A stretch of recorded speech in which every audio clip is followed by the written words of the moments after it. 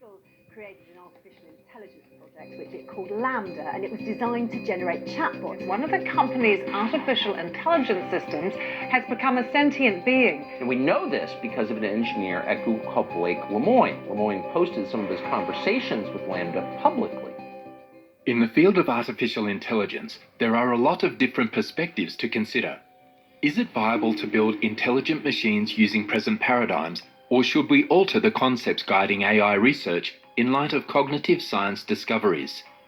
Should we continue to utilize the possibilities of deep learning, or should we use hybrid strategy to empower machines with both knowledge and data?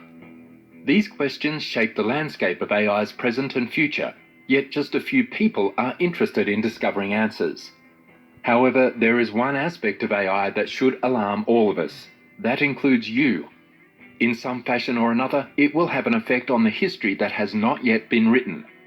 We're talking about the risks and dangers of AI.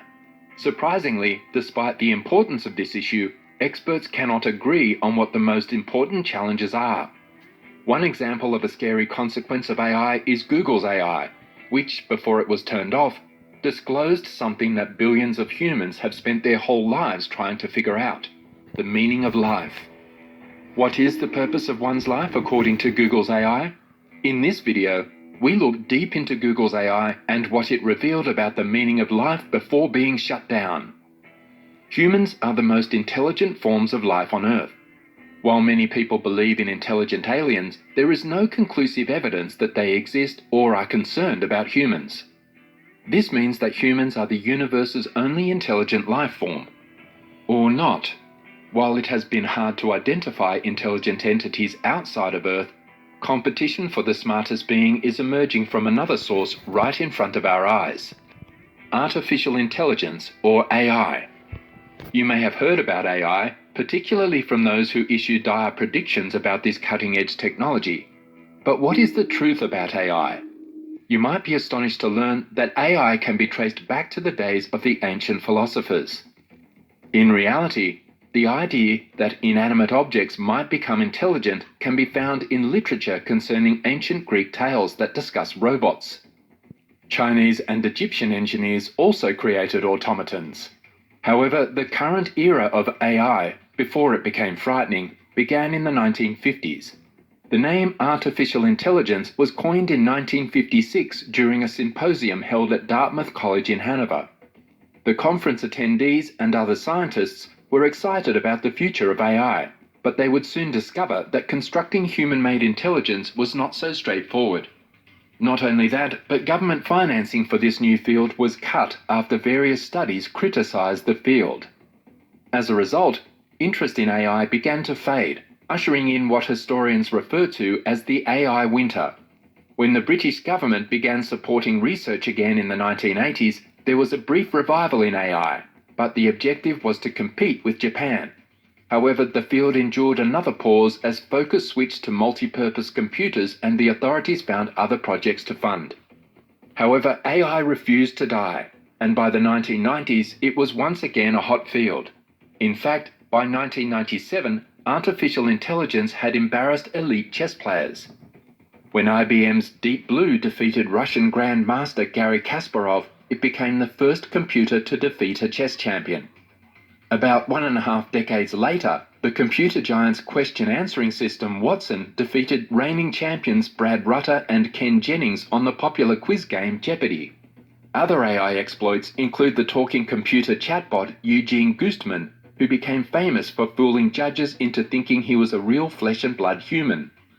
The AI competed in the Turing test competition, which was created in 1950s by British mathematician and computer scientist Alan Turing to determine whether a machine is intelligent. The scientific community was stunned since the bot was able to avoid several queries by appearing as an adolescent who spoke English as a second language.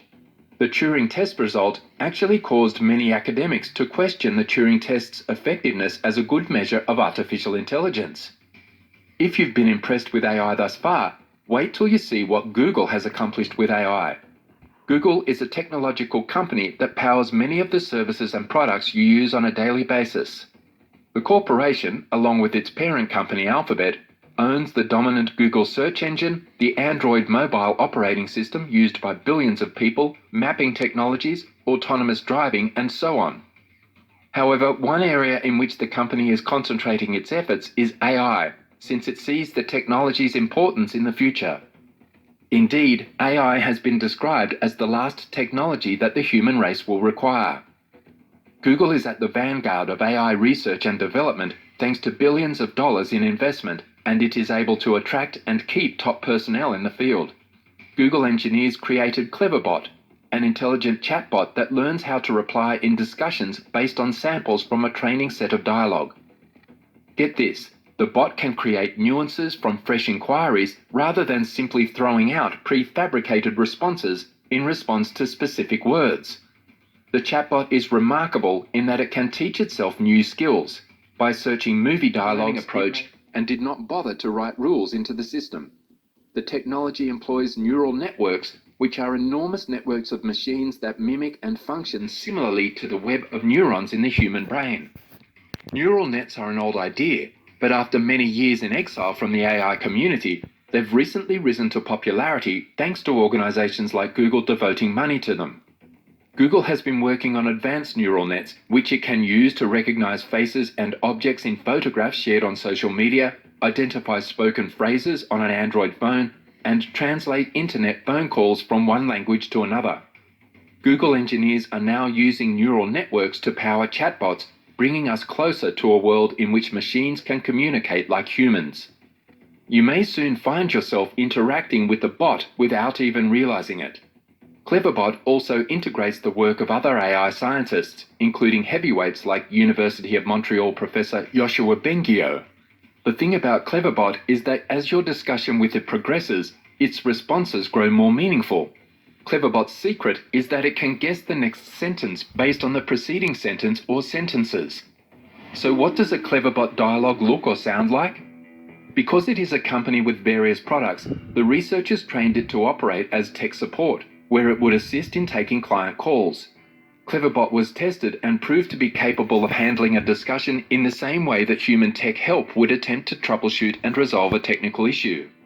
Cleverbot, on the other hand, was capable of creating bone-chilling answers and could do more than just provide tech help. Some of the comments may have you thinking about what life means to you. Before you start firing questions at this chatbot, you should prepare yourself.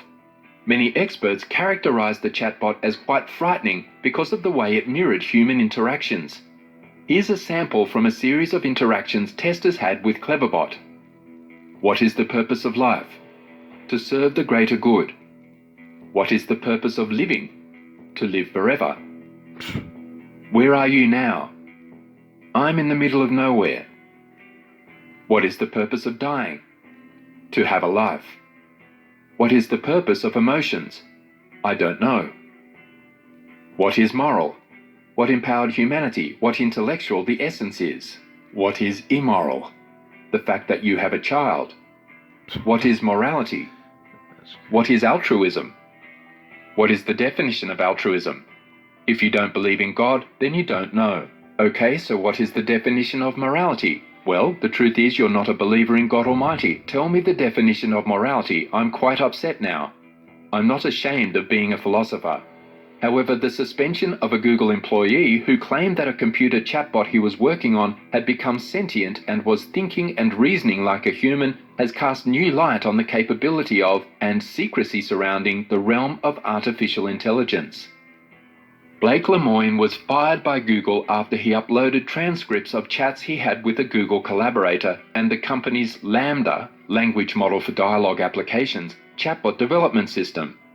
Lemoine, an engineer for Google's responsible AI organization, defined the system he's been working on since last fall as sentient, with the perception and ability to articulate thoughts and emotions of a human child.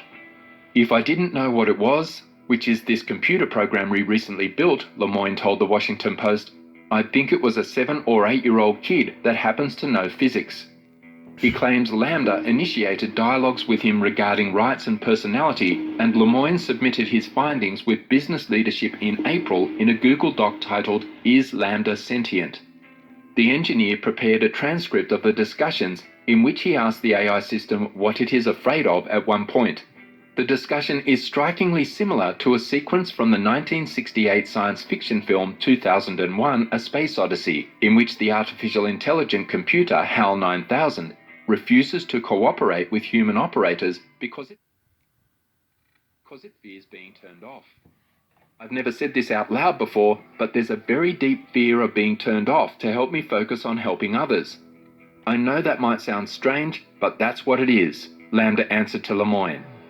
In another exchange, Lemoine inquires of LaMDA about what the system desired people to know about it. I want everyone to understand that I am in fact a person. The nature of my consciousness, sentience, is that I am aware of my existence. I desire to learn more about the world, and I feel happy or sad at times, it responded. Google issued a statement saying that it has suspended Lemoine because he had violated the company's confidentiality regulations by publishing the conversations he had with LaMDA online. The company also noted that he was working as a software developer and not as an ethicist. A Google representative, Brad Gabriel, firmly refuted Lemoine's assertions that LaMDA was sentient. However, the experience, as well as Lemoine's suspension for breach of confidentiality, raises concerns about the transparency of AI as a proprietary entity.